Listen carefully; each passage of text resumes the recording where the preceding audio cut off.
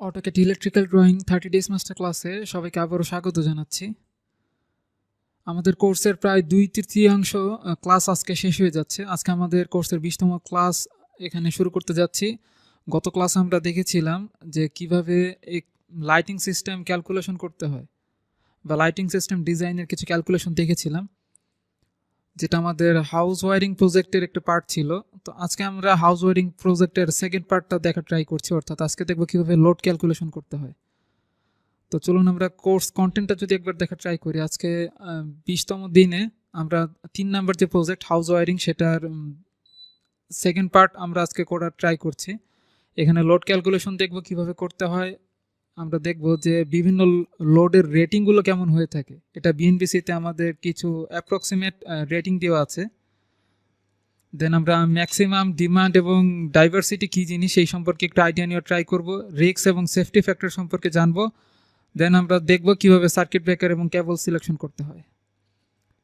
আজকের ক্লাসটা মোটামুটি পুরোটাই হচ্ছে ক্যালকুলেশন পার্টের। এখানে ড্রয়িংয়ের তেমন কোনো পার্ট নেই। তো আমরা আজকের এই ক্যালকুলেশন পার্টটা শেষ হলে আগামী ক্লাস থেকে আমরা ড্রয়িংয়ের বিভিন্ন ব্লক কিভাবে ড্র করতে হয়, বিভিন্ন সিম্বল কিভাবে ড্র করতে হয় সেটা দেখা ট্রাই করব। তো প্রথমে আমরা জানতে চাচ্ছি ম্যাক্সিমাম ডিমান্ড অ্যান্ড ডাইভার্সিটি জিনিসটা কি। আমরা এই সাইডে যে কন্টেন্টগুলো দেখতে পাচ্ছি, লোড ক্যালকুলেশন কী জিনিস আমরা সবাই জানি, এবং কোনো একটা লোডের রেটিং কী জিনিস সেটাও আমরা বুঝতে পারছি। বাট ম্যাক্সিমাম ডিমান্ড এবং ডাইভার্সিটি এই দুইটি টার্ম আমাদের কাছে একটু অজানা থাকতে পারে। অনেকে জানেন, আবার কারো কারো কাছে অজানা থাকতে পারে। তো সেক্ষেত্রে আমরা একটু ক্লিয়ার করে নিতে চাচ্ছি। তো ম্যাক্সিমাম ডিমান্ড অ্যান্ড ডাইভার্সিটি এটা জানার পূর্বে আমাদেরকে জানতে হবে আসলে কানেক্টেড লোড কী জিনিস। এখানে আমরা দেখতে পাচ্ছি total load those are connected with circuit is called connected load. অর্থাৎ আপনার বাসাবাড়ির যে অথবা ইন্ডাস্ট্রিতে যে সার্কিটটা আপনি ইনস্টল করবেন, সেই সার্কিটে যতগুলো লোড কানেক্টেড থাকবে, সার্কিটের সঙ্গে যতগুলো লোড কানেক্টেড আছে সেই সবগুলো লোডকে একসঙ্গে বলা হচ্ছে কানেক্টেড লোড। অর্থাৎ সার্কিটের সঙ্গে কোনো লোড কানেক্টেড থাকলে সেগুলো কানেক্টেড লোড বলা হয়। বাট ডাইভার্সিটি ফ্যাক্টর হচ্ছে এমন একটা ফ্যাক্টর যেটা আমরা কানেক্টেড লোডের সঙ্গে মাল্টিপ্লাই করি। অর্থাৎ কানেক্টেড লোডের সঙ্গে একটা ফ্যাক্টর মাল্টিপ্লাই করে আমরা জাস্ট আইডিয়া নিতে চাই যে একই টাইমে কতগুলো লোড একসঙ্গে চলতে পারে। সাপোজ আমাদের সার্কিটে যতগুলো লোড কানেক্টেড থাকে সবগুলো লোড কিন্তু একই টাইমে আমাদের জাস্ট রান করা হয় না। আপনার বাসায় যদি 20টার মতো লাইট থাকে বা 10টার মতো লাইট থাকে, সবগুলো লাইট কিন্তু আপনি একসঙ্গে জ্বালিয়ে রাখেন না, কিছু লাইট অফ করে রাখেন। তো সেক্ষেত্রে আমাদের যেহেতু যতগুলো লোড কানেক্টেড থাকে সবগুলো লোডই আমাদের একসঙ্গে চলে না, সেই যে একটা ডাইভার্সিটি, একটা বিচিত্রতা, সেটা আসলে ক্যালকুলেট করার জন্য বা একটা অ্যাজাম্পশন ক্রিয়েট করার জন্য আমরা ডাইভার্সিটি ফ্যাক্টর নামে একটা ফ্যাক্টর দিয়ে আমরা মাল্টিপ্লাই করে থাকি। দেন আমরা কানেক্টেড লোডের সঙ্গে যদি আমরা ডাইভার্সিটি ফ্যাক্টর মাল্টিপ্লাই করি, তাহলে আমরা যেই লোডটা পাবো সেটাকে বলা হচ্ছে ম্যাক্সিমাম ডিমান্ড লোড। আমরা এখানে ম্যাক্সিমাম ডিমান্ডের যে ডেফিনেশন দেখতে পাচ্ছি, এখানে লিখে আছে the load after applying diversity on connected load. সেটা হচ্ছে আমাদের টোটাল যে কানেক্টেড লোড আছে তার সঙ্গে আমরা ডাইভার্সিটি ফ্যাক্টর যদি মাল্টিপ্লাই করি, তাহলে আমরা যেই লোডটা পাবো সেটা হচ্ছে আমাদের ম্যাক্সিমাম ডিমান্ড। আশা করছি আমাদের এই তিনটা টার্ম সম্পর্কে আর কোনো কনফিউশন থাকবে না। তারপর যদি কনফিউশন থাকে, আমরা যখন ক্যালকুলেশন এগুলো অ্যাপ্লাই করব তখন আশা করছি টোটাল আইডিয়া পেয়ে যাবেন আপনারা। দেন আমরা এই যে ডাইভার্সিটি ফ্যাক্টর সম্পর্কে জানলাম, তাহলে তো আমাদেরকে জানতে হবে যে আসলে কোন লোডের জন্য কি ডাইভার্সিটি ফ্যাক্টরের ভ্যালুটা কত। তো এখানে আমাদের যে বিএনবিসিতে সেখানে 2-একটা লোডের ডাইভার্সিটি ফ্যাক্টর এখানে উল্লেখ করা আছে। এটা আমরা বিএনবিসির টেবিল নাম্বার 8.A.1 এখানে অ্যালান্স ডাইভার্সিটি যে টেবিলটা আছে সেখান থেকে নিয়েছি। এটা অ্যাপেন্ডেক্স যে পার্ট আছে সেখানে, এটা বিএনবিসি থেকে আমাদের পুরো টেবিলটা নেওয়া। তো এখানে মোটামুটি 4টা লোডের ডাইভার্সিটি ফ্যাক্টর এখানে উল্লেখ করা আছে। প্রথমে আছে লাইটিং। এখানে আমরা দেখতে পাচ্ছি individual house hold installation including dual of A block. অর্থাৎ এটা হচ্ছে আমাদের বাসাবাড়িতে যেই লাইটগুলো কানেক্টেড থাকে, সেই বাসাবাড়িতে আমরা লোড ক্যালকুলেশন করার সময় ডাইভার্সিটি ফ্যাক্টর কত ধরবো, এখানে দেওয়া আছে 66%। অর্থাৎ এটা মিন করা হচ্ছে যে আমরা বাসাবাড়িতে যতগুলো লাইট আমরা ইনস্টল করি বা যতগুলো লাইট আমাদের কানেক্টেড থাকে সার্কিটের সঙ্গে, সবগুলো লাইটের হোল্ডারে কিন্তু আমরা অনেক সময় লাইটও সেট করি না। সাপোজ একটা রুমের মধ্যে 3টা হোল্ডার এখানে সেট করা আছে, তো সেখান থেকে আপনি 3টা হোল্ডারে কিন্তু লাইট আমরা সেট করি না, সেখানে একটা লাইট সেট করি। এরকম কিছু ডাইভার্সিটি থাকে। এছাড়া একসঙ্গে কিন্তু সবগুলো লাইট আমরা জ্বালিয়ে রাখি না। তো সেই ক্ষেত্রে আমাদেরকে এখানে ক্যালকুলেশনের সময় আমাদেরকে বিএনবিসিতে গাইডলাইনে বলা হচ্ছে, যখন আমরা বাসাবাড়ি কোনো লাইটিং ক্যালকুলেশন করব, লোড ক্যালকুলেশনের সময় যতগুলো লাইট আমাদের সার্কিটে কানেক্টেড থাকবে, সেই সবগুলো সার্কিটের 66%, অর্থাৎ টোটাল সবগুলো লাইটের 66% আমরা ডাইভার্সিটি হিসেবে ধরবো, যেগুলো আমাদের লোডের বা লাইট লোডের ম্যাক্সিমাম ডিমান্ড হিসেবে কাউন্ট হবে। অর্থাৎ টোটাল যতগুলো লাইট আছে সবগুলো 66% লোড আমরা কাউন্ট করব। বাট সেগুলো যদি হয়, এই লাইটগুলো যদি হয় আমাদের স্মল কোনো শপ বা স্টোরের ক্ষেত্রে, সেক্ষেত্রে আমাদের 90% এখানে ধরতে হবে। কারণ যে যতগুলো আমাদের স্মল শপ বা স্টোরগুলো আছে সেখানে কিন্তু একই সঙ্গে অনেক সবগুলো লাইট প্রায় জ্বালানো থাকে। এবং আমরা যদি ছোটোখাটো কোনো হোটেল এবং বোর্ডিং হাউসের কথা চিন্তা করি, সেখানে অবশ্যই গেস্ট হাউস, এই সমস্ত ক্ষেত্রে আমাদের এই ডাইভার্সিটি ফ্যাক্টরটি আরেকটু আমাদের বাসাবাড়ি থেকে একটু বেশি, 75%। এছাড়া কোনো ছোটোখাটো কোনো শপ বা স্টোর অফিসে আমাদের 90% হবে। এটা তো আশা করছি এতটুকু আমরা ক্লিয়ার। দেন এখানে কুকিং ইকুইপমেন্টের কিছু রুলস এখানে বলা হচ্ছে, যে আমরা 10% যখন কোনো কুকিং ইকুইপমেন্টস, সেটা হতে পারে আমাদের ওভেন বা রাইস কুকার, সেই সমস্ত ইকুইপমেন্টের ক্ষেত্রে আমরা 10 আম্পিয়ার ফিক্স ধরে নেব। অর্থাৎ আমাদের টোটাল কারেন্ট বা টোটাল যে লোড আছে, সেই লোড থেকে যদি আমরা কারেন্ট ক্যালকুলেট করে যদি আমরা 100 আম্পিয়ার খুঁজে পাই, সাপোজ আমরা ধরে নিচ্ছি 100 আম্পিয়ার, তাহলে শুরুতে আমরা 10 আম্পিয়ার কাউন্ট করব, 10 আম্পিয়ার এটা ফিক্স ধরে নেব। তো 100 আম্পিয়ার থেকে 10 আম্পিয়ার ফিক্স ধরার পর থাকে হচ্ছে আমাদের 90 আম্পিয়ার। তো 90 আম্পিয়ারের যে বা 90 আম্পিয়ারের যে 30%, 90-এর 30% ক্যালকুলেট করে কত হয় সেটা আমরা বের করব। সেটা বের করার পর আমাদের এখানে আমরা দেখতে পাচ্ছি 30% full load of connected cooking connected cooking equipments in access of 10 আম্পিয়ার্স। অর্থাৎ 10 আম্পিয়ার্স যে আমি এখানে কাউন্ট করছি, সেই 10 আম্পিয়ার কাউন্ট করার পর আরও 30% যতগুলো বাকি থাকে, 10 আম্পিয়ার কাউন্ট করার পর যে আমাদের 100 থেকে 10 আম্পিয়ার কাউন্ট করার পর যে আরও 90 আম্পিয়ার আমাদের বাকি ছিল, সেই 90 আম্পিয়ারের আমরা 30% হচ্ছে কাউন্ট করব, সেটা এখানে প্লাস করব আমাদের 10 আম্পিয়ারের সঙ্গে। দেন আরও 5 আম্পিয়ার হচ্ছে আমাদের আরও কিছু এক্সট্রা সকেট যদি থাকে আমাদের কিচেন রুমে, সাপোজ আমরা কুকিংয়ের সঙ্গে তো ব্লান্ডার মেশিন এগুলো আমরা জাস্ট অপারেট করতে পারি, তো সেক্ষেত্রে আরও 5 অ্যাম্পিয়ার কারেন্ট আমরা যোগ করে দেবো, যদি আমাদের কুকিং অ্যাপিয়ারেন্সের সঙ্গে বা কুকিং ইনস্ট্রুমেন্টগুলোর সঙ্গে আরও কিছু সকেট বা আউটলেট আমাদের যুক্ত থাকে। বাকি যেই রুলসগুলো আছে প্রায় সেম টু সেম। এটা কিভাবে আসলে ক্যালকুলেট করতে হবে সেটা আমি একটা যদি এক্সপ্লেন করে দিই, তাহলে বাকিগুলো আপনারা আশা করছি বুঝতে পারবেন, নিজেরা বুঝে নেবেন। দেন আরও দুইটি লোডের ডাইভার্সিটি ফ্যাক্টর আমাদের এখানে এক্সপ্লেন করা আছে। যদি আমাদের বাসা মোটর ক্যালকুলেশনের ক্ষেত্রে, মোটরের লোড ক্যালকুলেশনের ক্ষেত্রে যদি আমরা বাসা বাড়িতে ইনস্টলেশন করতে যাই, তাহলে আমাদের ডাইভার্সিটি ফ্যাক্টরের কোনো প্রয়োজন নেই, অর্থাৎ আমরা ফুল লোডই কাউন্ট করব। বাট যদি স্মল শপ বা স্টোর হাউসের কথা চিন্তা করি, অর্থাৎ ছোটোখাটো কোনো শপ বা স্মল হাউস অথবা যে আমাদের হোটেলগুলো আছে, যেখানে যদি একাধিক কোনো মোটর থাকে, সেই মোটরগুলো আমাদের একসঙ্গে তো চলে এরকম কোনো সিস্টেম কিন্তু নেই, অর্থাৎ সবগুলো মোটর কিন্তু একসঙ্গে চলে না। তো সেক্ষেত্রে আরেকটা ক্যালকুলেশন আছে যে 100% of full load largest motor, সবচেয়ে বড় যে মোটরটা থাকবে তার আমরা 100% ধরবো। দেন বাকি যেই মোটরগুলো থাকবে তার মধ্যে সেকেন্ড, যদি একাধিক মোটর থাকে আর কি, বাসাবাড়িতে সাধারণত একাধিক মোটর থাকে না, একটি মোটর দিয়ে কাজ চালানো হয়। বাট যে সমস্ত প্রতিষ্ঠানগুলোতে বা ইন্ডাস্ট্রিগুলোতে একাধিক মোটর থাকে, তো আমরা প্রথম মোটরের 100% আমরা কাউন্ট করব, সেকেন্ড মোটরের 80% কাউন্ট করব, এবং বাকি যে মোটরগুলো থাকবে সেগুলোর আমরা 60% কাউন্ট করে আমরা জাস্ট লোডটা ক্যালকুলেশন করব। আশা করছি বুঝতে পেরেছেন। এবং অন্য যত স্মল হোটেলগুলো আছে, আমরা প্রথম যেই মোটর আছে সেটার 100%, দেন সেকেন্ড বাকি যে মোটরগুলো থাকবে, যদি 4টা মোটর থাকে, সাপোজ আমি ধরে নিচ্ছি 4টা মোটর থাকলে প্রথম যেই মোটরটা থাকবে, যেই মোটরের রেটিংটা সবচেয়ে বেশি, যদি এরকম থাকে যে 4টা মোটর আছে, তার মধ্যে 3টা হচ্ছে 5 হর্স পাওয়ারের, বাকি 2টা হচ্ছে 2 হর্স পাওয়ারের, তো সেক্ষেত্রে আমরা যে এটা সবচেয়ে বড় রেটিংয়ের আছে 5 হর্স পাওয়ারের, তার 100% আমরা ডাইভার্সিটি ধরবো, পুরো লোডের 100% কাউন্ট করবো। বাকি যে 3টা মোটর থাকবে, সেই মোটরের টোটাল যেই বাকি 3টা মোটর আছে আমাদের 2 হর্স পাওয়ারের, সবগুলো যোগ করলে হয় 6 হর্স পাওয়ার, তার 50% আমরা হচ্ছে কাউন্ট করব, অর্থাৎ 6 হর্স পাওয়ারের 50% হয় 3 হর্স পাওয়ার। এভাবে আমরা জাস্ট লোডটা ক্যালকুলেট করে আমরা লোড ক্যালকুলেশন ইউজ করব। দেন আমরা যদি ওয়াটার হিটারের কথা চিন্তা করি, সেক্ষেত্রে কোনো ডাইভার্সিটি অ্যালাউ করা হয়নি আমাদের বিএনবিসিতে। তো এই কয়টি লোডেরই আমাদের বর্ণনা দেওয়া ছিল বিএনবিসিতে। তো বাকি যেই ইনফরমেশনগুলো আমাদেরকে চেক করতে হবে সেগুলো হচ্ছে আমাদের বিএনবিসির ইনস্ট্রাকশন ফলো করতে হবে, যে বিএনবিসি পার্ট 8 অর্থাৎ ইলেকট্রিক্যাল পার্টের আর্টিকেল নাম্বার 1.3.2.3 টেবিল নাম্বার 8.1.16, যেখানে আমরা জানতে পারবো যে approximate watt rating of different load.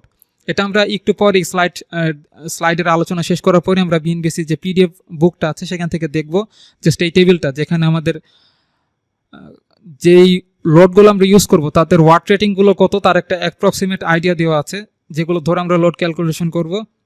দেন আমরা বিএনবিসি পার্ট 8 অর্থাৎ ইলেকট্রিক্যাল পার্টের যে আর্টিকেলটা দেখতে হবে 1.3.2.5 এবং টেবিল নাম্বার 8.1.17, যেখানে আমরা জানবো মিনিমাম লোড ডেনসিটি সম্পর্কে।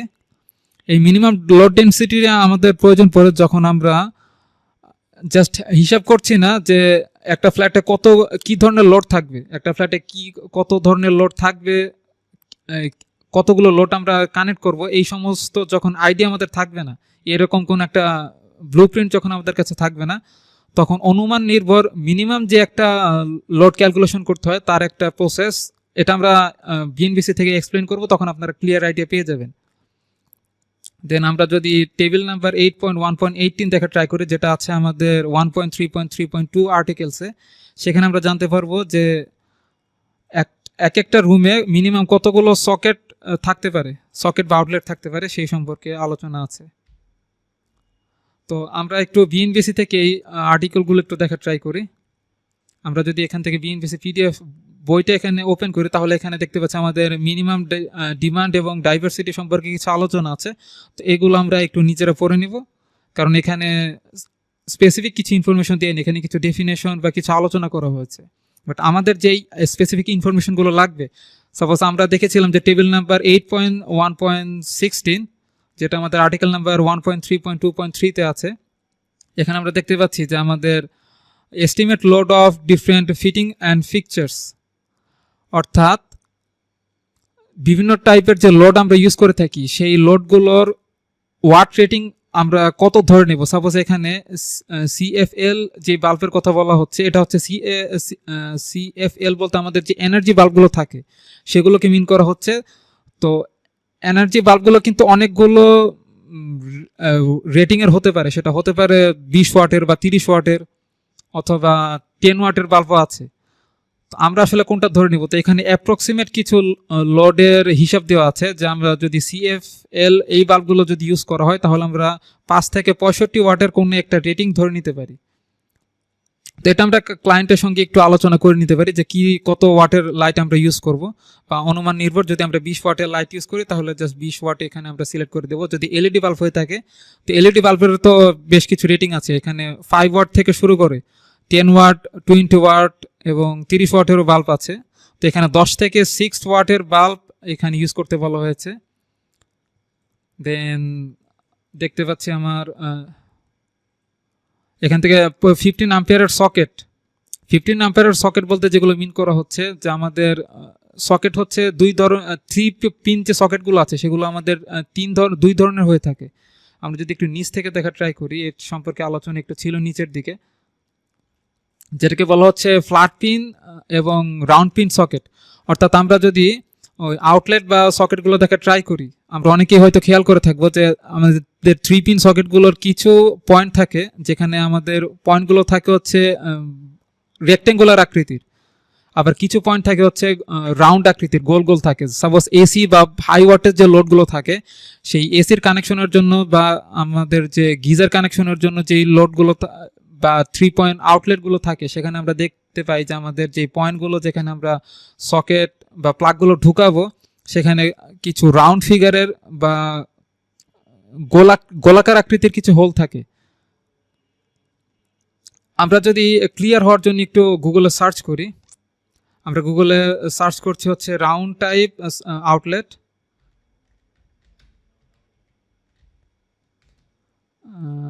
আউটলেট আবার রাউন্ড টাইপ সকেট লিখলেও হবে। আমাদের এখানে আমরা ইমেজ দেখতে পাচ্ছি, তো এই যে দেখতে পাচ্ছি এই সকেটগুলো কিন্তু একদম রাউন্ড টাইপ, এগুলো হচ্ছে একদম গোলাকার, তো এগুলোকে বলা হচ্ছে রাউন্ড টাইপ সকেট। এবং এই সকেটগুলোর রেটিং সাধারণত বেশি হয়ে থাকে, 15 অ্যাম্পিয়ার থেকে 20 অ্যাম্পিয়ার পর্যন্ত হয়ে থাকে। তো এগুলো সাধারণত হাই ওয়াটার স্লট, যেমন এসি এগুলো বা এয়ার কন্ডিশন বা গিজারের ক্ষেত্রে ইউজ করা হয়। এরকম জাস্ট আমাদের বোঝার উপায় হচ্ছে যে দুইটি যেই পিন আছে, দুইটি পয়েন্ট হচ্ছে আমাদের সাইজটা একটু ছোট থাকবে, এবং আমাদের উপরের যে সিঙ্গেল আর একটা পিন থাকবে সেটা আমাদের সবচেয়ে সাইজ বড় থাকবে। এটা হচ্ছে আমাদের গ্রাউন্ড বা নিউট্রাল যে পয়েন্ট কানেকশন করতে হয় সেটার পিনটা এরকম ছিল আমাদের। আর আমরা যদি আরেক টাইপের যে সকেট আছে সেটা হচ্ছে ফ্ল্যাট টাইপ সকেট। তো আমরা যদি ফ্ল্যাট টাইপ সকেট লিখে সার্চ করি তাহলে আমরা দেখতে পাচ্ছি এই সকেটগুলো কিন্তু রেক্টেঙ্গেল আকৃতির, এগুলো গোলাকার না। তো এগুলোর রেটিং সাধারণত একটু কম হয়ে থাকে, যেগুলো রেটিং হয়ে থাকে আমাদের 13 অ্যাম্পিয়ারের মতো।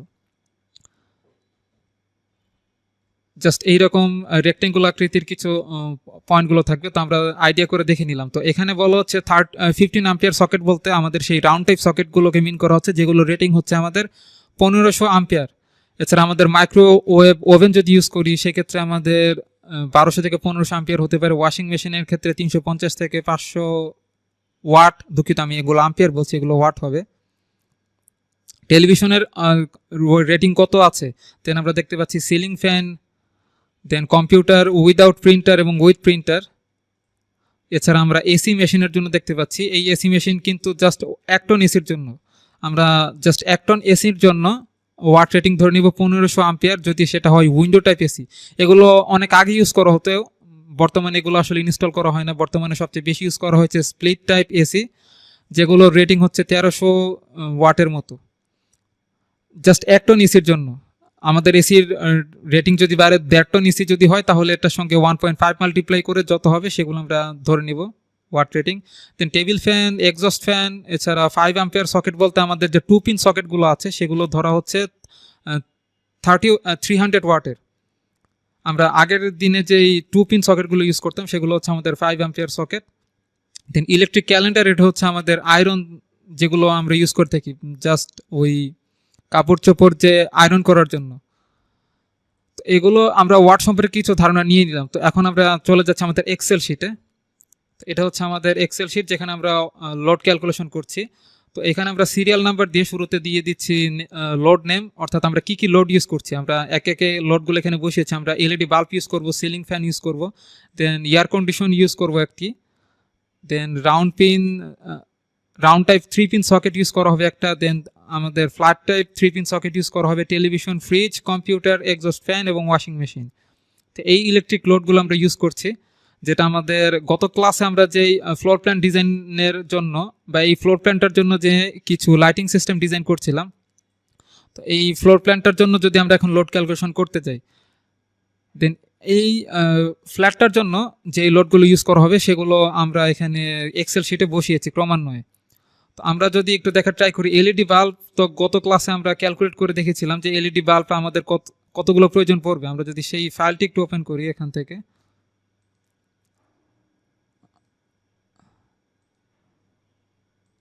আমরা জাস্ট এক্সেল শিট থেকে গত ক্লাসে আমরা যেই লাইটিং ক্যালকুলেশনটা দেখেছিলাম এখান থেকে আমরা দেখার ট্রাই করছি যে আমরা এলইডি বাল্ব কিন্তু গত ক্লাসে 15 ওয়াট, 20 ওয়াট এবং 18 ওয়াট ডিফারেন্ট ওয়াট চেঞ্জ করে আমরা এখান থেকে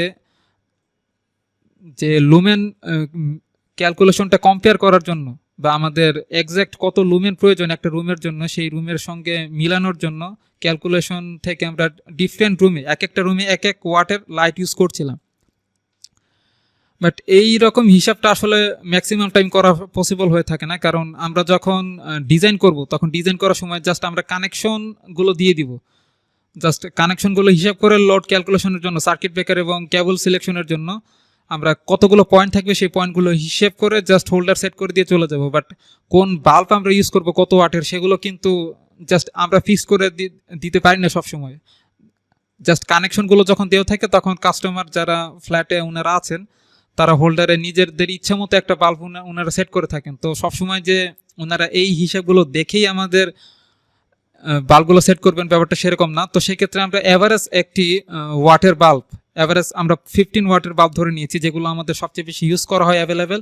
সেই রকম ওয়াট রেটিংয়ের কিছু বাল্ব, পাওয়ার রেটিংয়ের কিছু বাল্ব আমরা এখানে ইউজ করব, এবং এই বাল্বগুলো ইউজ করে আমাদের হিসাব করে দেখবো যে ক্যালকুলেশনটা কত কাছাকাছি আসতে পারে আমাদের যে পরিমাণ লুমেন বা লাক্স প্রয়োজন একটা রুম আলোকিত করার জন্য, সেই হিসাব থেকে আমরা করব। তো আমরা এখানে প্রত্যেকটা রুমে আমরা 15 ওয়াটের এলইডি বাল্ব ইউজ করেছি।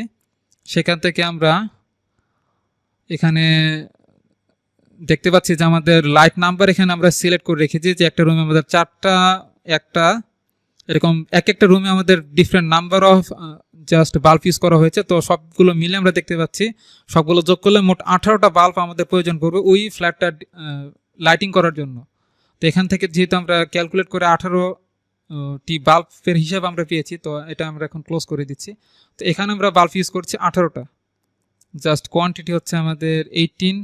তো 18টা এলইডি বাল্ব ইউজ করবো, প্রত্যেকটা এলইডি বাল্বের রেটিং হচ্ছে আমাদের 15 ওয়াট। আমরা যদি বিএনবিসি গাইডলাইনটা দেখি তাহলে আমাদেরকে বলা হয়েছে যে এলইডি বাল্ব ইউজের ক্ষেত্রে 10 থেকে আমরা 60 ওয়াট ইউজ করতে পারি। তো আমরা 15 ওয়াট ইউজ করেছি, কোনো প্রবলেম নেই। দেন সিলিং ফ্যানের জন্য আমরা দেখেছিলাম আমাদের বিএনবিসি গাইডলাইন আমাদেরকে বলছে আমরা 100 ওয়াট ধরে কাজ করার জন্য। যেমন এখানে আমরা দেখতে পাচ্ছি সিলিং ফ্যানের জন্য আমরা ইউজ করব 100 ওয়াট ম্যাক্সিমাম। তো 100 ওয়াট ম্যাক্সিমাম কথাটি লিখে দেওয়ার অর্থ হচ্ছে আমাদের যেই ফ্যানগুলো আমরা বাজারে মার্কেটে অ্যাভেলেবল দেখে থাকি, সেই ফ্যানগুলো কিন্তু 70 ওয়াট, 75 ওয়াট বা 80 ওয়াটের হয়ে থাকে ম্যাক্সিমাম। তো 100 ওয়াটের ফ্যানগুলো খুব একটা দেখা যায় না। তো আমরা যে 100 ওয়াটই ইউজ করতে হবে এরকম কোনো বাধ্যবাধকতা নেই, আমরা 70 ওয়াট বা 80 ওয়াট ইউজ করতে পারি। তো যেহেতু আমাদের 100 ওয়াট ম্যাক্সিমাম, আমরা এক্সেল শিটে এখানে সিলিং ফ্যানের ওয়াট হিসেব করেছি 100 ওয়াট ধরে। তো 100 ওয়াট ধরে জাস্ট আমরা ক্যালকুলেট করছি। দেন এয়ার কন্ডিশনার, এটার জন্য আমরা দেখিয়ে এসেছি যে 13 ওয়াট, যে স্প্লিট টাইপ যে এয়ার কন্ডিশনার সেগুলোর জন্য হচ্ছে আমাদের 13 কিলো ওয়াট 13 কিলো ওয়াট না, 1300 ওয়াট। আমরা যদি একটু দেখে আসি কনফিউশন ক্লিয়ার করার জন্য, যে আমাদের স্প্লিট টাইপ যে এসি আছে সেখানে হচ্ছে আমাদের 1300 ওয়াট, এবং উইন্ডো টাইপ এসি এগুলো অনেক আগে ইউজ করতে, এখন এগুলো খুব বেশি একটা ইউজ করা হয় না, তাই এগুলো আমরা কনসিডার করছি না। তো 1500 ওয়াট না, আমরা 1300 ওয়াট ধরে নিয়েছি। দেন টেলিভিশনের জন্য 200 ওয়াট আমরা ধরে নিয়েছি। ফ্রিজের জন্য হচ্ছে আমাদের, ফ্রিজের জন্য কোনো গাইডলাইন আমাদের বিএনবিসিতে বলেনি। এখানে বিএনবিসি যদি আমরা খুঁজে দেখি যে এইখানে লোডের হিসাবের ক্ষেত্রে কিন্তু আমাদের ফ্রিজের কোনো লোডের হিসাব আমাদের এখানে দেওয়া নেই। বাট আমাদের যদি না থাকে কোনো প্রবলেম নেই, আমরা জাস্ট গুগলে সার্চ করে কিন্তু আমরা বের করতে পারি একটা ফ্রিজের ওয়াট রেটিং আসলে কত থাকে। তো আমরা এখানে সার্চ করছি প্রাইস অফ রেফ্রিজারেশন, আচ্ছা price of refrigerator in Bangladesh. এখানে আমরা সার্চ করে যদি দেখি ওয়ালটন, এটা আমরা আপাতত দেখছি না। আমরা যদি সিঙ্গেল ব্র্যান্ডের একটা ফ্রিজের সার্চ করে দেখি, একটু আমি স্ক্রিনটা বড় করে নিচ্ছি।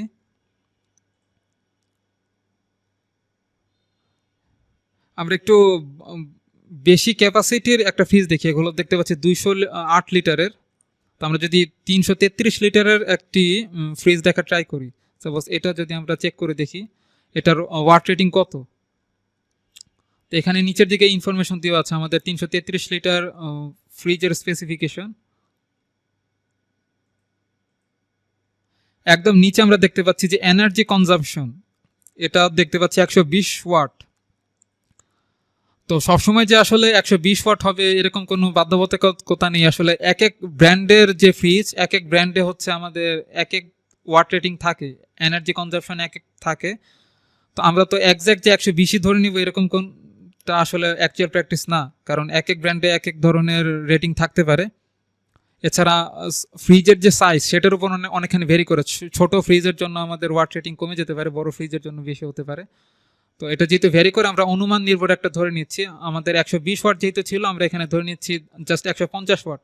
জাস্ট ফ্রিজের রেটিং আমরা ধরে নিচ্ছি 150 ওয়াট। এবং কম্পিউটার, যেটা আমাদের বিএনবিসিতেই বলা ছিল উইদাউট প্রিন্টার, হচ্ছে আমাদের 200 ওয়াটের জন্য। তো আমরা যেহেতু বাসা বাড়িতে এখানে ওয়ারিং করছি, প্রিন্টার আশা করছি ইউজ করা হবে না, তো আমরা এখানে উইদাউট প্রিন্টার কম্পিউটার রেটিং 200 ওয়াটই ধরে নিচ্ছি। এক্সস্ট ফ্যান যেটা 100 ওয়াট ম্যাক্সিমাম দেওয়া ছিল। দেন ওয়াশিং মেশিন, এটা আমাদের গাইডলাইনটা যদি একটু দেখা ট্রাই করি, ওয়াশিং মেশিন উপরে ছিল, এখানে আমরা দেখতে পাচ্ছি ওয়াশিং মেশিন 350 ওয়াট থেকে 500 ওয়াটের মতো, তো আমরা এখান থেকে ধরে নিয়েছি 450 ওয়াট। তো এভাবে আমরা কোয়ান্টিটিগুলো এখানে বসিয়েছি, যে আমাদের বাল্ব যে প্রয়োজন পড়বে 18টা, সেটা তো আমরা গত ক্লাসে ক্যালকুলেট করেই নিয়েছিলাম। দেন সিলিং ফ্যান আমাদের দরকার পড়বে 5টা। কীভাবে দরকার পড়বে, আমরা যদি ড্রয়িংটা ওপেন করি আমরা হিসেব করে দেখতে পাচ্ছি যে আমাদের এই মাস্টার বেডরুমে একটা ফ্যান দরকার পড়বে, আমাদের বেডরুম 2-তে একটা ফ্যান দরকার পড়বে এবং বেডরুম 3-তে একটা ফ্যান দরকার পড়বে। তো এই 3 রুমে আমাদের 3টে ফ্যান দরকার পড়বে। আর যে ডাইনিং এবং ড্রয়িং স্পেস, এখানে অবশ্যই যেহেতু আমাদের স্পেসটা বড়, এখানে 2টা ফ্যানের প্রয়োজন আমাদের। আমরা ডাইনিং স্পেসে একটা ফ্যান সেট করব এবং হচ্ছে ড্রয়িং স্পেসে একটা ফ্যান সেট করব। তো এখানে 2টি, মোট আমরা দেখতে পাচ্ছি 3 আর 2 5টা ফ্যান আমাদের দরকার পড়বে। তো সেক্ষেত্রে আমরা এখানে ফ্যানের কোয়ান্টিটি আমরা সিলেক্ট করছি 5টি। এয়ার কন্ডিশন আমরা এটা কাস্টমারের যেই বা ক্লায়েন্টের যেই রিকোয়ারমেন্ট সেটার উপর ডিপেন্ড করে উনি যদি ডিসাইড করে থাকেন জাস্ট মাস্টার বেডরুম একটা রুমে উনি হচ্ছে এসি লাগাবেন, সবগুলো রুমে এসি লাগানোর মতো ক্লায়েন্ট সাধারণত বাংলাদেশে সবগুলো রুমে আসলে এসি লাগানো এখনও সেরকম প্রচলন হয়ে ওঠেনি। তো সেক্ষেত্রে আমরা ধরে নিচ্ছি যে একটা রুমে আমরা এসি লাগাবো। এটা সব কিছু আসলে ক্লায়েন্টের জাস্ট রিকোয়ারমেন্টের উপর ডিপেন্ড করবে, বাট আমরা একটা সিস্টেমে ধরে নিচ্ছি যে আমরা দেখছি কীভাবে আসলে ক্যালকুলেটগুলো করতে হয়। তো আমরা ধরে নিচ্ছি যে একটা রুমে হচ্ছে আমাদের এসি থাকবে, তাই আমরা একটা এয়ার কন্ডিশনার ইউজ করছি।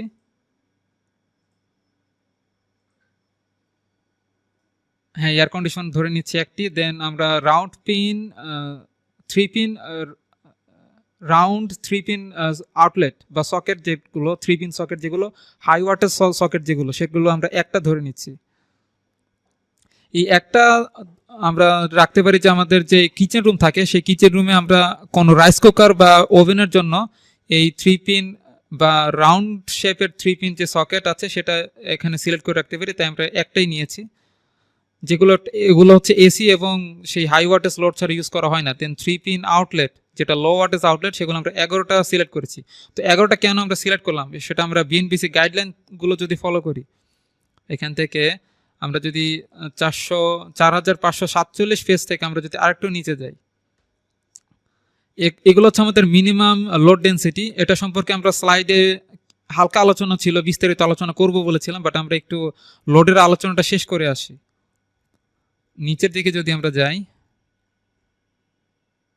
এখানে আমরা দেখতে পাচ্ছি যে কোন লোকেশনে কোন রুমে আমরা কতগুলো আনুমানিক সকেট ইউজ করব তার একটা হিসাব দেখা যাচ্ছে। আমরা বেডরুমে 2টি করে আউটলেট ইউজ করতে পারি। 13 অ্যাম্পিয়ারের যে সকেট, এখানে লেখা আছে যে minimum number of 13 ampere flat pin socket, অর্থাৎ আমরা বলছি যে 13 অ্যাম্পিয়ারের সকেটগুলোকে ফ্ল্যাট পিন সকেট বলা হয়। তো আমাদের বেডরুমে থাকবে 2টি করে, লিভিং রুমে 3টা, ড্রয়িং রুমে 3টা থাকতে হবে, ডাইনিং রুমে একটা থাকতে পারে। দেন যে রুমে টোস্টার স্ন্যাক টোস্টার থাকে সেখানে একটা, কিচেন রুমে একটা থাকবে, এবং বাথরুমে যেহেতু আমাদের বাথরুমে আসলে কোনো সকেট থাকে না, তো বাথরুমে অবশ্যই 0টা। এছাড়া বারান্দায় এখানে একটা ইউজ করতে বলা হয়েছে, বাট আমাদের ইউজ করতেই হবে এমন কোনো বাধ্যবাধকতা নেই, যে ক্লায়েন্ট যদি পছন্দ না করে তাহলে আমরা বারান্দায় এখানে সকেটগুলো নাও দিতে পারি। বাট এখানে যে বারান্দায় সকেট দিতেই হবে এরকম জাস্ট বাধ্যবাধকতা আসলে নেই, এগুলো সকেটের নাম্বারের উপর আসলে সবকিছু ডিপেন্ড করছে না। দেন রেফ্রিজারেশন অবশ্যই একটা আমাদেরকে দিতে হবে। এয়ার কন্ডিশন প্রতি রুমে একটা করে এয়ার কন্ডিশনিং সকেট আমরা সেট করব। সেটা তো অবশ্যই 13 অ্যাম্পিয়ার সকেট না, সেটা 15 অ্যাম্পিয়ার সকেট হবে, যে রাউন্ড টাইপ সকেট বা রাউন্ড পিন সকেট। তো এই যে গাইডলাইন আছে বিএনবিসি গাইডলাইন থেকে ফলো করে আমরা যদি এখানে হিসাব করি যে কতগুলো সকেট আমাদের 13 অ্যাম্পিয়ার সকেট আমাদের পড়বে, সাপোজ এটা হচ্ছে আমাদের 3টা বেডরুম আছে, 3টা বেডরুমের জন্য 3 দুগুণে 6টা সকেট আমাদের প্রয়োজন পড়বে, এবং ডাইনিং স্পেসে আমরা 3টা সকেট ইউজ করছি, তো 6 আর 3 9টা সকেট। দেন আমাদের কিচেন রুমে আমাদেরকে বলা হয়েছিল একটি সকেট ইউজ করার জন্য, বাট কিচেন রুমে যেহেতু আমরা ওভেন বা রাইস কুকারের সঙ্গে আমাদের ব্লান্ডার মেশিন বা আরও কিছু ইকুইপমেন্ট চালানোর জন্য কিছু সকেট ইউজ করা হয়ে থাকে, সাপোজ যেহেতু আমাদের সব কিছু আপডেট হচ্ছে, কিচেন রুমে আমাদের অনেক ইলেকট্রিক ডিভাইসের প্রচলন এখন চলে আসছে। আমরা যদি একটা সকেট এখানে ইউজ করি, সেটা সাপোজ রাইস কুকার বা কোনো ওভেনে আমরা সেটা কানেক্টেড করে ফেললাম, দেন আমাদের যদি ব্লান্ডার মেশিন বা এইসব কিছু আমাদের কানেক্ট করতে হয়, সেক্ষেত্রে আমাদের আর কিছু সকেটের প্রয়োজন পড়বে। তো সেক্ষেত্রে আমরা এখান থেকে 2টি সকেট ইউজ করতে পারি। আমাদের মোট সকেট ছিল 9টা এবং একটা সকেট হচ্ছে আমরা কিচেন রুম ইউজ করব। আর এখানে যে 3 পিন রাউন্ড টাইপ যে সকেট, রাউন্ড 3 পিন সকেট যেটা ছিল সেটা আমরা কিচেন রুম ইউজ করব জাস্ট ওভেন অথবা রাইস কুকারের জন্য। আর একটা সকেট হচ্ছে 13 অ্যাম্পিয়ারের, সেটা আমরা এখানে ইউজ করছি। মোট আমাদের 10টা সকেট পড়বে 13 অ্যাম্পিয়ারের। দেন এখান থেকে টেলিভিশন, অবশ্যই এই টেলিভিশনের জন্য একটা সকেট থাকবে, একটা রুমে একটাই থাকবে। ফ্রিজ আমরা একটা ইউজ করছি, একটার বেশি থাকে না। কম্পিউটার একটি, এক্সস্ট ফ্যান জাস্ট আমাদের যে কিচেন রুমে একটা এক্সস্ট ফ্যান থাকবে। ওয়াশিং মেশিন এটাও একটা ফ্ল্যাট বাসায় একটার বেশি থাকে না। তো এভাবে কোয়ান্টিটিগুলো আমরা সিলেকশন করার পর আমরা কানেক্টেড লোড, অর্থাৎ এই যে কানেক্টেড লোড সেলটা আছে, এই সেল আমরা দেখতে পাচ্ছি D4 এবং C4 দুইটি সেল আমরা মাল্টিপ্লাই করেছি। অর্থাৎ এটা হচ্ছে আমাদের জাস্ট C4 সেল এবং এটা হচ্ছে আমাদের D4 সেল। এই দুইটি সেল আমরা মাল্টিপ্লাই করে, অর্থাৎ এটা হচ্ছে আমাদের প্রতি লোডের প্রত্যেকটা ওয়ার্ডের রেটিং কত এবং কতগুলো কোয়ান্টিটি আমরা ইউজ করছি। তো 15 আর 18 মাল্টিপ্লাই করে টোটাল লোড আমরা এখানে ক্যালকুলেট করে ফেলেছি। অর্থাৎ এই দুটি সেল মাল্টিপ্লাই করে আমরা বের করেছি যে আমাদের টোটাল কানেক্টেড লোড কতখানি। টোটাল কানেক্টেড লোড বের করার পর দেন আমাদের আসছে হচ্ছে ডাইভার্সিটি ফ্যাক্টর। যে আমরা যে ক্যালকুলেট করে দেখেছিলাম যে ডাইভার্সিটি ফ্যাক্টর আমরা কিভাবে মেজার করব। তো আমরা যদি স্লাইডে গিয়ে একটু দেখে আসি, আমাদের ডাইভার্সিটি ফ্যাক্টর এখানে লাইটিংয়ের জন্য ছিল যে বাসাবাড়িতে বিএনবিসি গাইডলাইন অনুসারে আমাদেরকে বলা হচ্ছে 66% টোটাল লোডের 66% হচ্ছে আমরা ডাইভার্সিটি ফ্যাক্টর ধরবো। তো সেক্ষেত্রে আমরা এখানে 66% বলতে 66 ডিভাইডেড বাই 100, সেটাকে 100 দিয়ে ডিভাইড করলে 0.66 চলে আসে। অর্থাৎ পার্সেন্ট বলতে আপনারা সবাই জানেন যে পার্সেন্ট বলতে নিচে আমরা 100 দিয়ে ডিভাইড করতে হয়। তো 66কে যদি আমরা 100 দিয়ে ডিভাইড করি তাহলে 0.66 আসে। তো সেই ফ্যাক্টরটা আমরা এখানে ইনসার্ট করেছি। অর্থাৎ টোটাল যতগুলো এখানে যে 18টা বাল্ব থাকবে, সেই 18টা বাল্বের 66% আমরা ধরে নিচ্ছি যে একই সঙ্গে জ্বলবে। অর্থাৎ একসঙ্গে তো 18টা বাল্ব কখনোই আমাদের বাসা বাড়িতে জ্বলার পসিবিলিটি থাকে না। তো সেটার আমরা 66% ধরে নিচ্ছি ডাইভার্সিটি ফ্যাক্টর। দেন সিলিং ফ্যানের জন্য কোনো গাইডলাইন আমাদের বিএনবিসিতে দেওয়া ছিল না বা ডাইভার্সিটি ফ্যাক্টর কত হতে পারে। বাট আমরা যদি একটু কমন সেন্স দিয়ে চিন্তা করি যে আমাদের গরমের দিনগুলোতে সাধারণত সবগুলো রুমেই কিন্তু ফ্যান ছেড়ে দিয়ে আমরা ঘুমিয়ে পড়ি রাত্রেবেলা, তপ্ত গরমের দিনে। তো সেক্ষেত্রে আমরা সিলিং ফ্যান 0.9 ধরে নিচ্ছি, অর্থাৎ 1-এর কাছাকাছি, 100%-এর কাছাকাছি, অর্থাৎ 90% ধরে নিচ্ছি ডাইভার্সিটি ফ্যাক্টর। দেন এয়ার কন্ডিশন যেহেতু একটা আছে, তো একটা এয়ার কন্ডিশন যদি থাকে সেখানে তো অবশ্যই একটাই চলবে। আমাদের যদি 2-3টা থাকতো তাহলে এরকম কিছু পসিবিলিটি থাকতো যে আমরা একটা চালু রাখছি, একটা রানিং অবস্থায় রাখছি আর একটা অফ করে রাখছি, এরকম থাকতো। তো যেহেতু আমাদের একটাই এয়ার কন্ডিশনার, তো আমরা ডাইভার্সিটি ফ্যাক্টর 100% ধরছি। অর্থাৎ জাস্ট 100% হলো আমাদের ডাইভার্সিটি ফ্যাক্টর হচ্ছে 1। দেন এখানে রাউন্ড পিন সকেট, এটা যেহেতু আমাদের জাস্ট ওই কিচেন রুমের যে রাইস কুকার আছে বা ওভেন আছে, কি কুকিং ইকুইপমেন্টের জন্য আমরা ইউজ করছি, তো সেক্ষেত্রে আমরা এটা 1ই ধরে নিচ্ছি। বাট আমাদের এখানে বিএনবিসিতে গাইডলাইন যেটা ফলো করতে বলা হয়েছিল সেটা হচ্ছে কুকিং ইকুইপমেন্টের জন্য আমাদের 10% প্লাস 30%, এই গাইডলাইনটা আমরা ফলো করব যখন আমাদের সঙ্গে একাধিক লোড যখন কানেক্টেড থাকবে, অর্থাৎ একাধিক কুকিং ইকুইপমেন্ট যখন থাকবে, সেক্ষেত্রে আমরা এটা ইউজ করতে পারি। তো আমরা যেহেতু একটা কুকিং ইকুইপমেন্ট এখানে ইউজ করছি, তাই আমরা জাস্ট 100%ই ধরে নিচ্ছি। তো এই যে ক্যালকুলেশনগুলো, জাস্ট ডাইভার্সিটি ফ্যাক্টর, এগুলো যখন আমাদের একাধিক লোড থাকবে, একসঙ্গে অনেকগুলো সবগুলো লোড যেহেতু আমরা ইউজ করি না সাধারণত, সেই ক্ষেত্রে এই ডাইভার্সিটি ফ্যাক্টরের বিষয়গুলো আসে। তো সেক্ষেত্রে আমরা এখানে যেহেতু আমাদের কুকিং ইকুইপমেন্ট বা রাইস কুকার অথবা ওভেন আমাদের একটাই থাকবে, তো আমরা এটা 100%ই ধরে নিচ্ছি। দেন আমাদের ফ্ল্যাট পিন আউটলেট, এটা অবশ্যই আমাদেরকে ডাইভার্সিটি ফ্যাক্টর ধরতে হবে, কারণ এই যে আউটলেট বা সকেটগুলো থাকে, এগুলোতে মাঝে মধ্যে আমরা ল্যাপটপ বা ফোন চার্জ করে থাকি।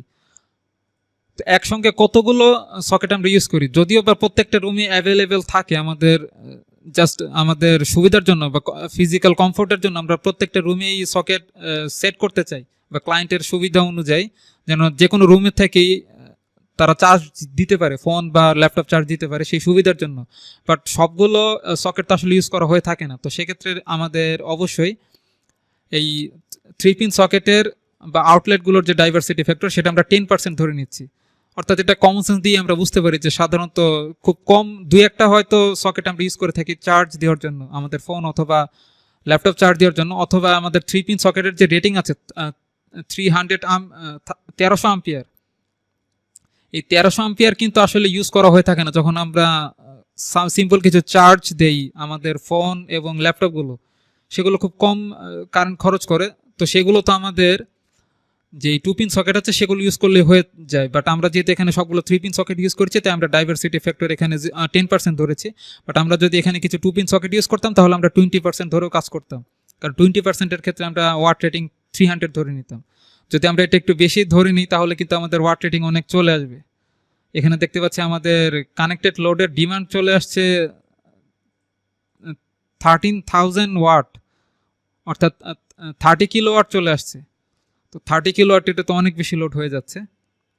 দেন টেলিভিশন, যেহেতু একটা টেলিভিশন আছে, একটাই চলবে, ফ্রিজ একটাই চলবে, 24 ঘন্টায় চালু থাকে।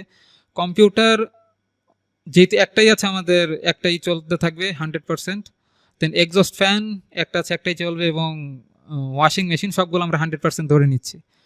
দেন এখানে আমরা যে ম্যাক্সিমাম ডিমান্ড, এটা অবশ্যই আমরা স্লাইডে ক্লিয়ার করে এসেছি যে ম্যাক্সিমাম ডিমান্ড হচ্ছে আমাদের টোটাল কানেক্টেড লোডের সঙ্গে ডাইভার্সিটি ফ্যাক্টর মাল্টিপ্লাই করে আমাদের ম্যাক্সিমাম ডিমান্ড চলে আসে। তো এখানে ম্যাক্সিমাম ডিমান্ড সেলটা যদি আমরা দেখা ট্রাই করি, আমরা E4 মাল্টিপ্লাই F4, অর্থাৎ এই যে আমাদের E4 সেল এবং F4 সেল, এই দুটো মাল্টিপ্লাই করে আমাদের ম্যাক্সিমাম ডিমান্ড চলে আসছে। অর্থাৎ এই টোটাল কানেক্টেড লোডের সঙ্গে আমরা ডাইভার্সিটি ফ্যাক্টর মাল্টিপ্লাই করে যে ভ্যালুটা আসছে সেটা হচ্ছে আমাদের ম্যাক্সিমাম ডিমান্ড। এবার প্রত্যেকটা সেলে আমরা ম্যাক্সিমাম ডিমান্ড ক্যালকুলেট করেছি। তো সবগুলো ডিমান্ড যদি আমরা প্লাস করি, প্লাস করলে এই সেলটাতে আমাদের জাস্ট দেখতে পাচ্ছি সাম G4 to G13, অর্থাৎ এটা হচ্ছে আমাদের G4 সেল, G4 থেকে G13, আচ্ছা G4 থেকে এখানে G13 যে সেলটা আছে সেই G13 সেল পর্যন্ত আমরা সামেশন করেছি। সামেশন করলে আমাদের টোটাল লোড আসছে 5738 ওয়াট, অর্থাৎ 5 কিলোওয়াটের মতো বা 5.5 কিলোওয়াটের মতো। এটা হচ্ছে আমাদের ম্যাক্সিমাম ডিমান্ড। বাট আমাদের রিস্ক ফ্যাক্টর বলতে আরেকটি টার্মস আছে, যেটা আমাদের ফার্স্ট ক্লাস আমরা আলোচনা করেছিলাম। আমরা যদি বিএনবিসি গাইডলাইন ফলো করি, এখানে আমরা রিস্ক ফ্যাক্টরটা একটু কত ইউজ করতে বলা হচ্ছে, আমরা যদি বিএনবিসি গাইডলাইন থেকে বের করে ট্রাই করি।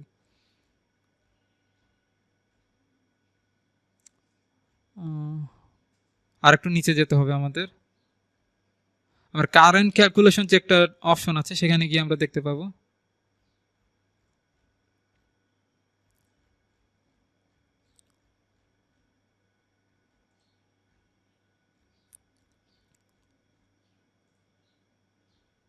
এর হচ্ছে ভোল্টেজ ড্রপ ক্যালকুলেশন সংক্রান্ত আলোচনা, এগুলো উপরের দিকে থাকার কথা ছিল।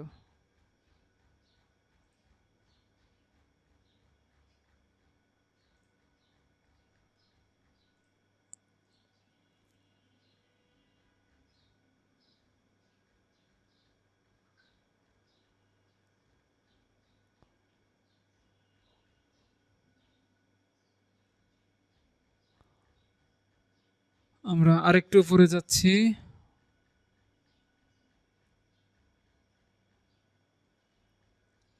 আচ্ছা, কারেন্ট ক্যালকুলেশন এখানে আমরা যদি দেখা ট্রাই করি, এখানে আমরা একটু মার্ক করে রাখি।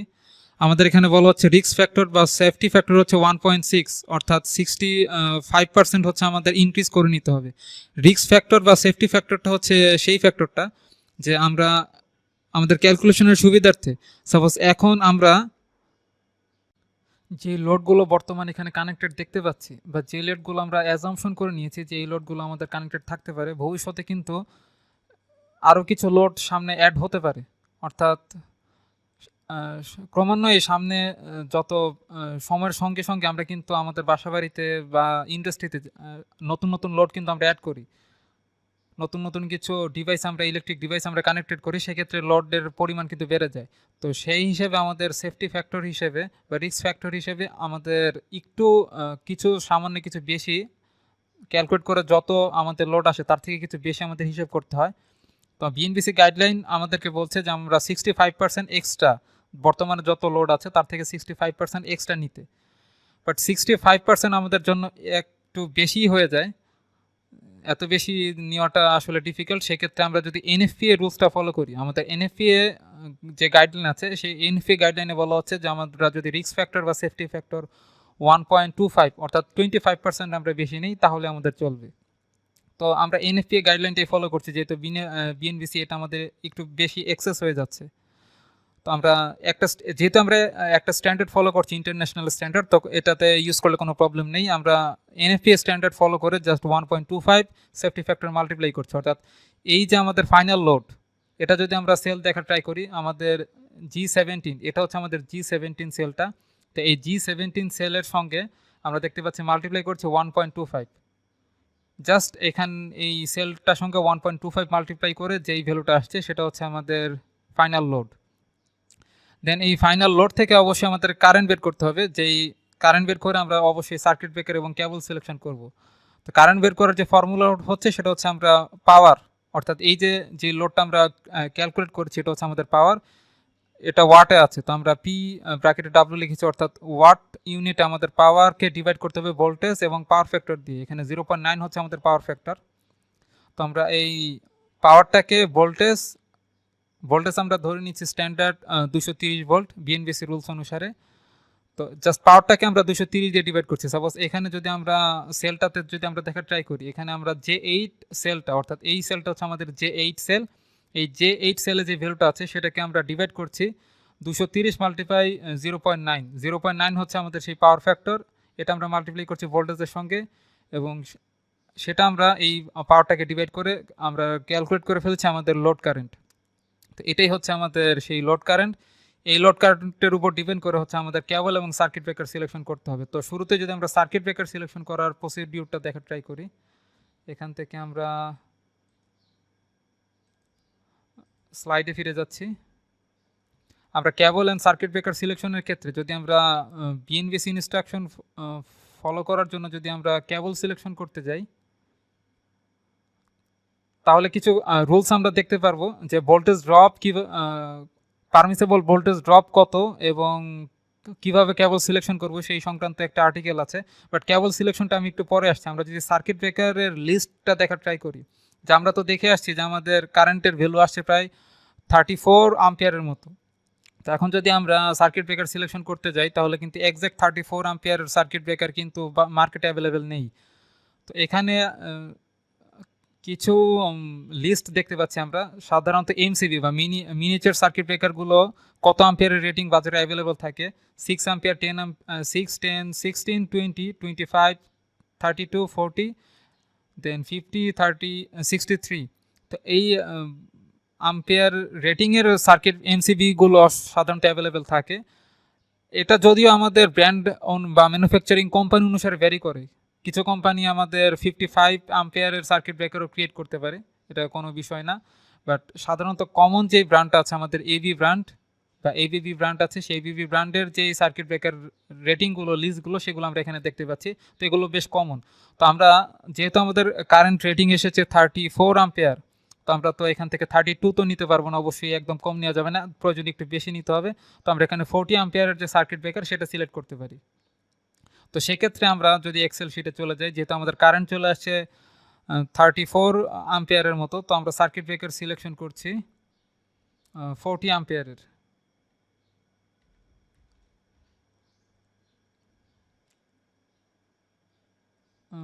আম্পিয়ার সিলেক্ট করে আমরা এটাকে একটু ফ্রন্ট সাইজটা একটু বাড়িয়ে নিচ্ছি যাতে এটা দেখতে সুবিধা হয়, বোল্ড করে রাখছি এবং এটা জাস্ট মিড পয়েন্টে চলে আসলাম। তো আমাদের সার্কিট ব্রেকার রেটিং হচ্ছে 40 অ্যাম্পিয়ারের। আমরা চাইলে পাশে ব্র্যান্ডও লিখে দিতে পারি, আসলে কোন ব্র্যান্ডের সার্কিট ব্রেকার ইউজ করব সেটা ক্লায়েন্টের রিকোয়ারমেন্ট অনুসারে আমরা কাজ করতে পারবো। দেন কেবল সিলেকশনের পালা এবার। তো কেবল সিলেকশন করতে গেলে আমাদের এখান থেকে কয়েকটা জিনিস মাথায় রাখতে হবে। আমরা 34.6 আম্পিয়ারের সঙ্গে ম্যাচ করে এরকম একটা কেবল সিলেকশন করব, বাট সেই সঙ্গে আমাদের ভোল্টেজ ড্রপ ক্যালকুলেশনের একটা ম্যাটার আছে। তো আমরা আগে যদি একটু কেবলের লিস্টটা দেখা ট্রাই করি, সাপোজ এখানে হচ্ছে কেবলের লিস্টটা আছে, এটা আমরা প্রথম দিন দেখিয়েছিলাম, তো আবার আমরা এখানে ওপেন করছি। তো এখানে দেখতে পাচ্ছি আমাদের কেবল সিলেকশনের ক্ষেত্রে আমরা প্রথমে সিলেকশন করব কত মিলিমিটার স্কোয়ার বা ক্রস সেকশনাল এরিয়া সিলেক্ট করব আমরা প্রথমে, যে কত ক্রস সেকশনাল এরিয়ার কেবল আমরা এখান থেকে সিলেক্ট করতে চাচ্ছি। তো প্রথম যে মেন কেবলটা যেটা দিয়ে আমাদের জাস্ট পোল থেকে বা মেন লাইন থেকে হচ্ছে আমাদের বাসা বাড়িতে যেই সার্কিট কেবলটা আসবে, আমাদের রেটিং যেহেতু বেরিয়ে আসছে 34 অ্যাম্পিয়ার, তো আমরা যদি এখান থেকে কপার ওয়্যার সিলেক্ট করি, কপার ওয়্যার ক্ষেত্রে অবশ্যই 35 ডিগ্রি সেলসিয়াসের কারেন্ট আমরা এখান থেকে চেক করব, যেহেতু আমাদের কারেন্ট ফ্লো হওয়ার কারণে কেবল অনেক সময় গরম হয়ে যায়। তো আমরা 35 ডিগ্রি সেলসিয়াস টেম্পারেচারের যদি সার্কিট ব্রেকার বা কেবল এখান থেকে সিলেক্ট করতে চাই, এখানে দেখতে পাচ্ছি আমাদের 39 অ্যাম্পিয়ার ক্যারি করতে পারে এরকম একটা কেবল কপার ওয়্যার যদি আমরা সিলেক্ট করি, এটা হচ্ছে 39 অ্যাম্পিয়ার 4 RM এর কেবল আমরা ইউজ করতে পারি। বাট এখানে একটা বিষয় আমাদের সতর্ক থাকা প্রয়োজন, যে এই ভ্যালুগুলো কিন্তু আসলে একদম অ্যাকুরেট হয়ে থাকে না। সাপোজ এখানে যেই মেজারমেন্টগুলো দেওয়া হয়েছে, আমরা যখন কন্ডুইটের ভিতর দিয়ে ওয়্যার সাপ্লাই দিব, কন্ডুইটের ভিতর দিয়ে যখন ওয়্যার ক্যারি করব, তখন কন্ডুইটের ভিতরে কি পরিমাণ জায়গা আছে, যদি আমাদের একসঙ্গে কয়েকটা কেবল আমরা ক্যারি করি, যদি ফাঁকা স্পেস না থাকে কন্ডুইটের মধ্যে, সেক্ষেত্রেও কারেন্ট ফ্লো করা কিন্তু বাধাগ্রস্ত হয়। তো আমরা সেফটির জন্য একটু বেশি ওয়্যারের কেবল নিতে পারি, সেক্ষেত্রে আমাদের জাস্ট সেফটি থাকবে। এছাড়া আমাদের দেশে যখন টেম্পারেচার সিজনাল কারণে টেম্পারেচার অনেক বেশি বেড়ে যায়, তখনও কিন্তু আমাদের টেম্পারেচার কিন্তু মাঝে মধ্যে 35-এর উপরেও চলে গিয়ে থাকে। তো এই ভ্যালুগুলো একদম যে এক্স্যাক্ট হয়ে যাবে ব্যাপারটা সেরকম না। তো আমরা যেহেতু বাসা বাড়িতে ইউজ করছি, সেক্ষেত্রে আমরা 6 RM এর যে 6 ক্রস সেকশনাল এরিয়া বা 6 mm স্কোয়ার বা মিলিমিটার স্কোয়ারের যে কেবল, সেটা যদি আমরা কারেন্ট রেটিংটা দেখা ট্রাই করি, কেবল ওয়্যার কপার ওয়্যারের জন্য দেখতে পাচ্ছি 50 অ্যাম্পিয়ারের জন্য আছে। তো আমরা এই কেবলটা ইউজ করতে পারি জাস্ট সেফটির জন্য, নইলে কেবল আমাদের পুড়ে যেতে পারে। জাস্ট একটু এক্সাইজ বেশি নেওয়া আমাদের জন্য বেটার হবে। তো আমরা যদি 50 অ্যাম্পিয়ারের কেবল এখান থেকে সিলেক্ট করি, আমরা কেবল সিলেক্ট করছি 50 অ্যাম্পিয়ারের কেবল। 50 অ্যাম্পিয়ার বলতে আমরা যখন কেবল সিলেকশন করব, তখন সেটা আসলে অ্যাম্পিয়ারে সিলেকশন হবে না, আমাদের কেবলের মেইন রেটিংটা হচ্ছে আমাদের মিলিমিটার স্কোয়ার বা ক্রস সেকশনাল এরিয়া। তো ক্রস সেকশনাল এরিয়া আমরা দেখতে পেয়েছি 6 মিলিমিটার স্কোয়ার। তো আমরা এখান থেকে জাস্ট টাইপ করব 6 মিলিমিটার স্কোয়ার, অথবা আমরা 6 RM লিখতে পারি। RM বা SM যিনি এই বিষয়গুলো আসলে কি, সেগুলো সম্পর্কে আমাদের সামনে একটা ক্লাস আছে, কেবলের উপর কমপ্লিট একটি ক্লাস থাকবে, ডেডিকেটেড ক্লাস, সেখানে আমরা কেবল সম্পর্কে বিস্তারিত আলোচনা করব। বাট এখন আমরা আপাতত ক্রস সেকশনাল এরিয়া এবং রেটিং দেখে আমাদের কেবল সিলেকশন করা স্টার্ট করি। জাস্ট ক্রস সেকশনাল এরিয়া দিয়ে কীভাবে আমরা কেবল সিলেকশন করবো, আমরা 6 RM এর কেবল যদি আমরা এখানে একটু দেখা ট্রাই করি, এখানে এই কেবলের টাইপ কিন্তু দেওয়া আছে RM নাকি RE কেবল, সেগুলো তো সাধারণত বাসা বাড়িতে RM কেবল ইউজ করা হয়, যেহেতু ম্যাক্সিমাম সবগুলো RM কেবল। RM জিনিসটা কি সেগুলো আমরা সামনের ক্লাসে দেখা ট্রাই করব। বাট আমরা 6 বলতে এখানে ক্রস সেকশনাল এরিয়াটা মিন করছি। তো আমরা এখান থেকে 6 RM কেবল সিলেক্ট করছি, এবং যেটার রেটিং হচ্ছে 50 অ্যাম্পিয়ার। আমরা কেবলের যে ব্র্যান্ড সেটাও পাশে লিখে দিতে পারি, বাট আমি এখানে লিখছি না। এটার ফ্রন্ট সাইজটা আমি একটু বাড়িয়ে নিচ্ছি। ওকে, বাট আমরা যেই কেবলটা সিলেক্ট করলাম সেটা হচ্ছে শুধুমাত্র কারেন্ট রেটিং দেখে, বাট এর সঙ্গে আমাদের আরেকটা বিষয় কনসিডার করতে হবে, সেটা হচ্ছে ভোল্টেজ রেটিং। ভোল্টেজ রেটিং জিনিসটা কি, বা ভোল্টেজ ড্রপ বিষয়টা কি, আমরা যেই কেবলের মধ্য দিয়ে কারেন্ট ক্যারি করা হয়, সেই কেবলের কিন্তু মিনিমাম একটা রেজিস্ট্যান্স থাকে। যদিও আমরা কেবলের রেজিস্টিভিটি 0 ধরে নিই, বাট আসলে কিন্তু কেবলের রেজিস্টিভিটি 0 না, কেবলের একটা মিনিমাম রেজিস্টিভিটি থাকে, এবং সেই রেজিস্টিভিটির কারণে কিন্তু ভোল্টেজ ড্রপ হয়ে থাকে। আপনার যাদের বেসিক আইডিয়া আছে আমাদের ইলেকট্রিক্যাল ভোল্টেজ কারেন্ট এইসব কিছুর বিষয়ে, অবশ্যই আমরা জেনে থাকি যে আমাদের কন্ডাক্টরের মধ্যে যদি রেজিস্টিভিটি থাকে, তাহলে সেখানে ভোল্টেজ ড্রপ হয়, সেখানে রেজিস্টিভিটির কারণে। তো আমরা যত বেশি লেন্থের কেবল ক্যারি করব, সাপোজ আমাদের যদি 100 মিটার দূর থেকে কেবল টেনে নিয়ে আসতে হয়, তাহলে কেবলের জাস্ট লেন্থ ইনক্রিজ হওয়ার সঙ্গে সঙ্গে কিন্তু রেজিস্টিভিটি ইনক্রিজ হবে এবং ভোল্টেজ ড্রপ হবে। আমাদের লাইনের ভোল্টেজ যদি 230 ভোল্টেজ থাকে, বাড়িতে আসা পর্যন্ত কিন্তু ভোল্টেজটা 30 ভোল্টেজ থাকবে না, সেখানে ভোল্টেজ কিছু ড্রপ করবে। তো এখন আমাদের পারমিটেবল ভোল্টেজ ড্রপ হচ্ছে 2.5%। এটাও আমাদের বিএনবিসি গাইডলাইন অনুসারে আমরা বলছি। আমরা যদি বিএনবিসি বই থেকে একটু দেখে আসা ট্রাই করি, আমাদের নিচের দিকে আছে ক্যালকুলেশনটা বা গাইডলাইনটা আছে।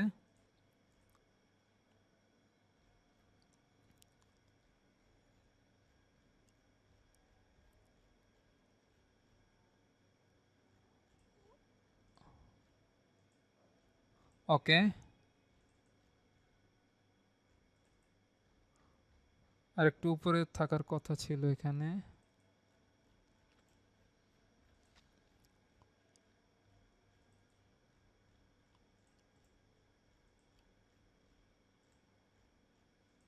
ওকে, এখানে আমরা দেখতে পাচ্ছি এখানে কিন্তু আরেকটি হিসাব আমাদের এখানে দেওয়া আছে, সেটা হচ্ছে minimum size of cable for various use shall be as follows. অর্থাৎ আমরা এখন যে কেবলটা সিলেক্ট করছি সেই কেবলটা হচ্ছে আমাদের মেইন লাইন থেকে বাড়ির মিটার পর্যন্ত আনা বা মেইন ডিস্ট্রিবিউশন বোর্ড পর্যন্ত কেবল আনার ক্ষেত্রে বা লাইন টানার ক্ষেত্রে যে কেবল ইউজ করছি সেটা। বাট এর পরবর্তীতে মেইন ডিস্ট্রিবিউশন বোর্ড থেকে বিভিন্ন পয়েন্টে সুইচ বোর্ডে যেভাবে আমরা কেবল দিয়ে আমরা লাইন টেনে নিয়ে যাব, সেক্ষেত্রে কোন কেবল ইউজ করব সেগুলো এখানে বলা হচ্ছে, সেটা আমি একটু পরে এক্সপ্লেন করছি। বাট এখানে আমরা দেখতে পাচ্ছি যে আমাদের পারমিটেবল ভোল্টেজ ড্রপ হচ্ছে 2%।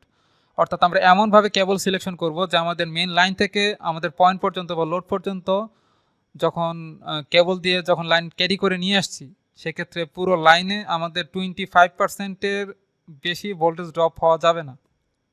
তো সেক্ষেত্রে আমরা যদি এখান থেকে পারমিটেবল ভোল্টেজ ড্রপ যদি 2% হয়ে থাকে, এখানে আমরা একটা ফর্মুলা দেখতে পাচ্ছি, ভিডি বলতে ভোল্টেজ ড্রপ, এখানে এল বলতে মিন করা হচ্ছে আমাদের লেন্থটা, অর্থাৎ যেই কেবল আমরা ইউজ করছি সেই কেবলের লেন্থ, এটা অবশ্যই মিটারে থাকবে। আমরা পাশে কিন্তু স্পেসিফিকেশন লিখে দিয়েছি, যেটা হচ্ছে আমাদের ওয়্যারের লেন্থ বা কেবলের লেন্থ হচ্ছে এল মিন করা হচ্ছে, সেটা মিটারে থাকবে ইউনিট। এবং ডাব্লু বলতে মিন করা হচ্ছে আমাদের ওয়াট, কানেক্টেড যে লোডগুলো থাকবে সেই লোডের পাওয়ার কত, সেটা হচ্ছে আমাদের ওয়াটে থাকছে। দেন এখানে আমরা দেখতে পাচ্ছি এটা হচ্ছে আমাদের একটি কন্ডাক্টিভিটি, এটা একটা কনস্ট্যান্ট ভ্যালু বা কোএফিশিয়েন্ট বলতে পারি আমরা, সেটার কন্ডাক্টিভিটি, আমাদের কেবলের কন্ডাক্টিভিটি, যেটা আমাদের যেই ব্র্যান্ডের কেবল আমরা ইউজ করব সেই ব্র্যান্ডের টেকনিক্যাল স্পেসিফিকেশনের মধ্যে জাস্ট এই কন্ডাক্টিভিটির ভ্যালুটা থাকবে। দেন এ বলতে আসলে ক্রস সেকশনাল এরিয়া মিন করা হচ্ছে, যেমন আমরা একটু আগে যে সিলেক্ট করলাম কেবল, যে ক্রস সেকশনাল এরিয়া 6 mm² বা mm², তো সেই ক্রস সেকশনাল এরিয়া এখানে দেখা যাচ্ছে। দেন আমরা মাল্টিপ্লাই করছি ভোল্টেজ দিয়ে, তো ভোল্টেজকে অবশ্যই স্কোয়ার করতে হবে। তো ভোল্টেজ রেটিং 230, তো এখানে সব কিছুই আছে, বাট আমাদের ওয়াট যেটা সেটা আমাদের ছিল হচ্ছে 7172। তো আমরা ওয়াট রেটিং এটা চেঞ্জ করে ফেলি, ওয়াট হচ্ছে আমাদের 7172.75, এন্টার প্রেস করলাম। দেন আমাদের ক্রস সেকশনাল এরিয়া আমরা সিলেক্ট করছি হচ্ছে 6 mm²। দেন ভোল্টেজ ড্রপ এটা অবশ্যই 230, দুঃখিত, ভোল্টেজ রেটিং এটা অবশ্যই 230 থাকবে। এবং মিটার বা কেবলের লেন্থ যদি আমরা 100 মিটার ধরি, তাহলে হচ্ছে আমাদের ভোল্টেজ ড্রপ আমরা দেখতে পাচ্ছি 0.04% আসছে। এই ভোল্টেজ ড্রপ যেই ভ্যালুটা আমরা দেখতে পাচ্ছি এটা পার্সেন্টেজে, যেটা আসলে 4%। এটাকে যদি আমরা 100 দিয়ে মাল্টিপ্লাই করি তাহলে এটার পার্সেন্টেজের ভ্যালুটা আসবে। বাট এখানে যেহেতু আমরা পার্সেন্টেজ লিখে রেখেছি, এটা যদি পার্সেন্টেজে এক্সপ্রেস করতে চাই তাহলে আমরা এটার সঙ্গে একটু 100 মাল্টিপ্লাই করে দিই। ওকে, এবার আমরা দেখতে পাচ্ছি 4% হচ্ছে আমাদের ভোল্টেজ ড্রপ।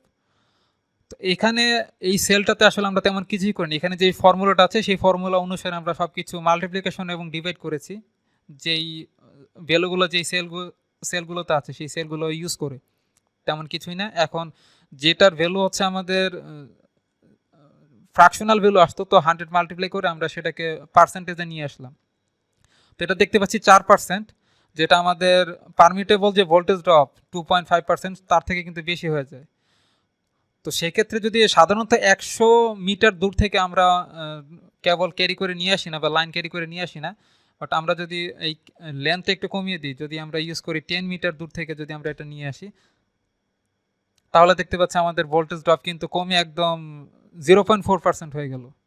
অথবা 10 মিটার এটা একদম বেশি কম হয়েছে, আমরা যদি 25 মিটার দূর থেকে নিয়ে আসি তাহলে দেখতে পাচ্ছি 1% ভোল্টেজ ড্রপ কাজ করছে। তো সেক্ষেত্রে আমাদের যেই কেবলটা আমরা ইউজ করেছি এই কেবলটা ইউজ করলেই চলবে। ভোল্টেজ ড্রপ আমাদের দেখতে পাচ্ছি 1%, এবং সেটার কন্ডাক্টিভিটি যদি এটা হয়, এটা আমরা র্যান্ডমলি একটা ধরে নিয়েছি, বাট আমরা কোম্পানির কাছ থেকে স্পেসিফিকেশন জেনে নেব, টেকনিক্যাল স্পেসিফিকেশনগুলো। বাট আমাদের লেন্থটা যদি 150 হয়ে যায়, যদি অনেক বেশি দূরের হয়ে যায়, তখন আমাদের ভোল্টেজ ড্রপ দেখতে পাচ্ছি 6% হয়ে যাচ্ছে। তো সেক্ষেত্রে কিন্তু আমাদের আরও বেশি বেশি বড় সাইজের একটা কেবল সিলেক্ট করতে হবে। তো সেক্ষেত্রে আমরা দেখবো এখান থেকে আরও বড় কোনো সাইজের কেবল আছে। সাপোজ আমরা যদি 10 মিলিমিটার স্কোয়ারের কেবল সিলেক্ট করতে হয়, তাহলে 10 মিলিমিটার স্কোয়ারের কেবল আমরা সিলেক্ট করব। সেক্ষেত্রে আমরা এখান থেকে যে ক্রস সেকশনাল এরিয়া যে 6 দেওয়া আছে, এটা যদি আমরা 10 ইউজ করি, তাহলে দেখতে পাচ্ছি আমাদের 3 মিটার হচ্ছে না। বাট আমরা এটা যদি 100 দিয়ে ইউজ করি, তাহলে দেখতে পাচ্ছি আমাদের মিনিমাম যে রিকোয়ারমেন্ট 2.5% বা 2.5% যে ভোল্টেজ ড্রপ সেটা আমাদের ফুলফিল করছে। যদি আমরা ক্রস সেকশনের এরিয়াটি একটু বাড়াই, 10 মিলিমিটার স্কোয়ার যদি ইউজ করি, বাট আমরা যদি 6 ইউজ করি, যদি 6 ইউজ করি তখন কিন্তু আমাদের জাস্ট এই ভোল্টেজ ড্রপ যে পারমিটেবল ভোল্টেজ ড্রপ সেটা কিন্তু আমাদের স্যাটিসফাই হয় না। তো এগুলো ছিল আমাদের সিস্টেম, বাট আমরা এগুলো একটু এডিট করে ফেলি। যদি আমরা 25 মিটার দূর থেকে কেবল ক্যারি করি, সেক্ষেত্রে আমাদের 6 মিলিমিটার স্কোয়ারের কেবল পারফেক্ট হবে। অর্থাৎ আমাদের যদি দূর থেকে কোনো কিছু ক্যারি করতে হয় লাইন, সেক্ষেত্রে আমাদের কেবলের সাইজটা বেশি নিতে হবে। আশা করছি টপিক আপনারা কভার করতে বুঝতে পেরেছেন, কোনো প্রবলেম নেই এখানে। সার্কিট ব্রেকার এবং কেবল কীভাবে সিলেক্ট করতে হবে। নেক্সট আমরা বিএনবিসিতে যেই টপিকটা বাকি ছিল সেটা চলে যাচ্ছে, যে আমরা সুইচ বোর্ড থেকে যে এক একটা লোড, লাইট ফ্যানের যে লোডগুলো আমরা কানেক্ট করি, তো এখানে বিএনবিসি গাইডলাইন অনুসারে বলা হচ্ছে যে মোটামুটি 5 অ্যাম্পিয়ার কারেন্ট ক্যারি করতে পারে আমাদের 1.5 আরএম বা 1.5 মিলিমিটার স্কোয়ার কেবলগুলো। তো আমরা এক একটা সুইচ বোর্ড থেকে যেই প্রত্যেকটা লোড, যে লাইট ফ্যান, যে লো ওয়াটের যে লোডগুলো আছে, সেই লোডগুলোর ক্ষেত্রে আমরা 1.5 মিলিমিটার স্কোয়ার কেবল ইউজ করব। বাট আমাদের যেই লোডগুলো হচ্ছে 10 অ্যাম্পিয়ার থেকে অধিক ইউজ করা হবে, বা আমাদের যেই লোডগুলো ইউজ করবো সেগুলো রেটিং যদি 10 অ্যাম্পিয়ার থেকে বেশি কারেন্ট ক্যারি করে, তাহলে সেক্ষেত্রে আমাদের 2.5 মিলিমিটার স্কোয়ারের কেবল ইউজ করতে হবে। এবং সেই লোডগুলো যদি 15 অ্যাম্পিয়ারের থেকে বেশি কারেন্ট ক্যারি করে, তাহলে আমাদের 4 মিলিমিটার স্কোয়ারের কেবল ইউজ করতে হবে। এবং যদি 20 অ্যাম্পিয়ার থেকে বেশি হয়, তাহলে অবশ্যই আমাদের 6 মিলিমিটার স্কোয়ারের কেবল ইউজ করতে হবে। তো এই গাইডলাইন অনুসারেও আমরা যে কেবল একটু আগে 4 অ্যাম্পিয়ার কারেন্ট সিলেক্ট করতে ট্রাই করছিলাম, এখান থেকে দেখছিলাম যে আমাদের 4 মিলিমিটার স্কোয়ারের কেবল আমাদের কারেন্ট ক্যারি করতে পারে 39 অ্যাম্পিয়ারের মতো, এবং আমাদের কারেন্ট রেটিং ছিল 34 অ্যাম্পিয়ার।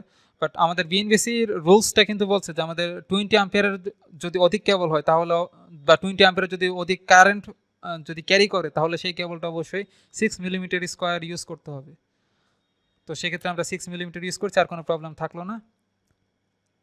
এবং ছোট সাইজের যে লোডগুলো আছে সেগুলো কানেক্ট করার ক্ষেত্রে আমরা 1.5 মিলিমিটার স্কোয়ারের কেবল ইউজ করব বা ক্রস সেকশনাল এরিয়ার। এবং বড় বা হাই ওয়াটের যে লোডগুলো আছে, সাপোজ আমাদের মোটর এছাড়া রাইস কুকারের ক্ষেত্রে, সেক্ষেত্রে 2.5 মিলিমিটার স্কোয়ারের কেবলগুলো আমরা ইউজ করব। বাট আরেকটি আলোচনা আমাদের বাকি আছে, সেটা হচ্ছে মিনিমাম ডিমান্ড বা মিনিমাম লোড ক্যালকুলেশন। এটা হচ্ছে আমাদের যদি জানা না থাকে যে আমরা যেই ফ্ল্যাট বা ইউনিটটা ডিজাইন করছি সেখানে কি কি লোড কানেক্টেড থাকবে, সেক্ষেত্রে বিএনবিসিতে আমাদের অনুমান নির্ভর একটা লোড ক্যালকুলেশনের একটি হিসাব দিয়ে দিয়েছে। এখানে হচ্ছে আমরা দেখতে পাচ্ছি মিনিমাম লোড ডেনসিটি। ডেনসিটি মানে আপনারা বুঝতেই পারছেন ঘনত্ব। অর্থাৎ যদি রেসিডেন্সিয়াল কোনো ফ্যামিলি বাসা হয়, কোনো ফ্যামিলি বাসার জন্য বা কোনো বাসা বাড়ির জন্য যদি আপনারা হাউস ওয়ারিং ডিজাইন করার ট্রাই করেন, সেক্ষেত্রে কি কি লোড কানেক্ট থাকবে এগুলো সম্পর্কে যদি কোনো আইডিয়া আপনার না থাকে, তাহলে আপনি যদি এতটুকু জানেন যে সেই বাসা বাড়িতে কোনো এসি কানেক্টেড থাকবে না। আমাদের দুইটি সিস্টেম দেখা যাচ্ছে, একটা হচ্ছে নন এসি, একটা হচ্ছে এসি। তো যদি বাসা বাড়িতে এসি কানেক্টেড থাকে, তাহলে মিনিমাম প্রতি স্কোয়ার ফিটে স্কোয়ার না প্রতি মিটার স্কোয়ারে। আপনি যেই ইউনিটটা ড্র করছেন, ডিজাইন করছেন, সেই ইউনিটের তো অবশ্যই মেজারমেন্ট আছে যে কত স্কোয়ার ফিটে সাধারণত মেজার করা হয়, বাট সেটাকে আপনি মিটারে কনভার্ট করে নিতে পারেন। প্রতি মিটার স্কোয়ার এরিয়ার জন্য আমাদের 20 ওয়াট লোড ধরতে হবে।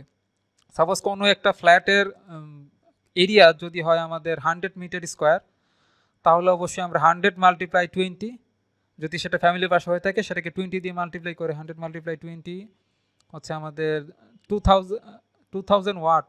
সেই 2000 ওয়াট ধরে আমরা হচ্ছে লোড ক্যালকুলেট করতে পারি, যেটা জাস্ট অ্যাজাম্পশন হিসেবে। আর যদি সেখানে এসি কানেক্টেড থাকে তাহলে প্রতি মিটার স্কোয়ারে আমরা 75 ওয়াট হিসেবে কাউন্ট করব। তো সেক্ষেত্রে 7500 ওয়াট আমাদের এখানে লোড ধরতে হয়। দেন রেসিডেন্সিয়াল যেই বিল্ডিংগুলোতে যদি মাল্টি ফ্যামিলি থাকে বা হোটেল হসপিটালগুলো যদি সেখানে থাকে তাহলে অবশ্যই আমাদের সেম দেখতে পাচ্ছি হিসাব দেখা যাচ্ছে। এক একটা ডিপার্টমেন্ট বা এক একটা অ্যাপার্টমেন্টের জন্য বা এক এক বিল্ডিংয়ের জন্য হচ্ছে আমাদের এক এক ধরনের হিসাব এখানে দেওয়া আছে। তো এগুলো দেখে আমরা অ্যাজাম্পশন করে জাস্ট কিছু লোড ক্যালকুলেট করতে পারি। তো এটাই ছিল আমাদের মিনিমাম লোড ডেন্সিটি। তো আশা করছি আপনারা টপিকটা বুঝতে পেরেছেন। আজকের ক্লাসটা আমাদের এই পর্যন্তই ছিল। আমরা যদি স্লাইডে ফিরে যাই, আমাদের যে টপিকগুলো ছিল টপিক সম্পর্কে আলোচনা শেষ, আমাদের সময়ও শেষ হয়ে যাচ্ছে। তো আশা করছি আমাদের যেই টপিকগুলো নিয়ে আলোচনা করা হলো আপনাদের কোনো কনফিউশন নেই। তো নেক্সট ক্লাসে আমরা দেখব কিভাবে যেই ফ্লোর প্ল্যানটা আমরা ডিজাইন করছি সেই ফ্লোর প্ল্যানের যেই সিম্বলগুলো আমরা ইউজ করব, অর্থাৎ different type of electrical symbol, সেই সিম্বলগুলো কীভাবে ড্র করতে হয় সেগুলো দেখে আমরা জাস্ট কালকে থেকে অটোক্যাডের ডিজাইনটা স্টার্ট করব আমাদের সেই ফ্লোর প্ল্যানের বা হাউস ওয়ারিং ডিজাইনের ক্ষেত্রে। তো আশা করছি সবাই সঙ্গেই থাকবেন। আজকের ক্যালকুলেশন পার্টটুকু শেষ হয়ে গেল, আর কোনো ক্যালকুলেশন মোটামুটি আমাদের নেই। তো ধন্যবাদ গবেষণা লার্নিং একাডেমির সঙ্গে থাকার জন্য। নেক্সট ক্লাসে দেখা হচ্ছে। আল্লাহ হাফেজ।